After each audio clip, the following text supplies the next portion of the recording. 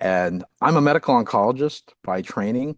And I can tell you that, being on the pharma side of things, and we become accustomed to these very long timelines for the development of drugs. It's 10 years on average.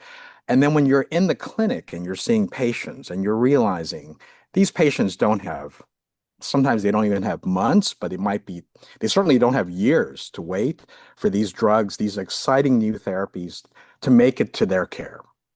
And we often say, the patients are waiting, and something fundamentally different has to happen in our drug development paradigm. Something has to change.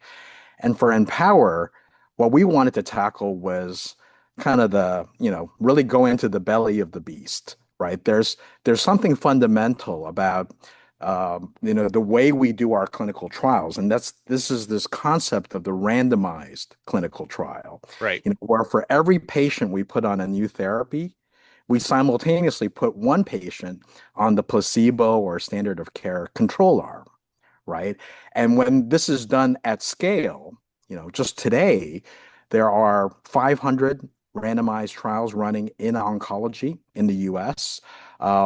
There's more than 100,000 patients collectively in the control arms of those studies at tremendous cost.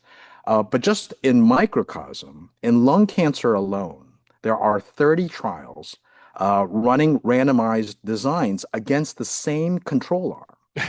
This is docetaxel as a single agent being given, and now every single one of those experiments is building the same little control arm when in principle you shouldn't have to do this over and over. And so what we reasoned is imagine um, a network of community oncology practices, doctors who are all maintaining their non-trial patients as a perpetual control arm. And if you had that, then every trial run at these practices in this network could then be run without randomization. And every patient going on those studies would be assured of getting the new drug and not being worried about being placed on the placebo. Yep. But this has a huge consequence for the paradigm overall, is that every study now is half the size of what it would have been. And it would be run so much faster, and patients would flock to these programs. And so that is what the Pro ECA platform represents, is the implementation of that new model.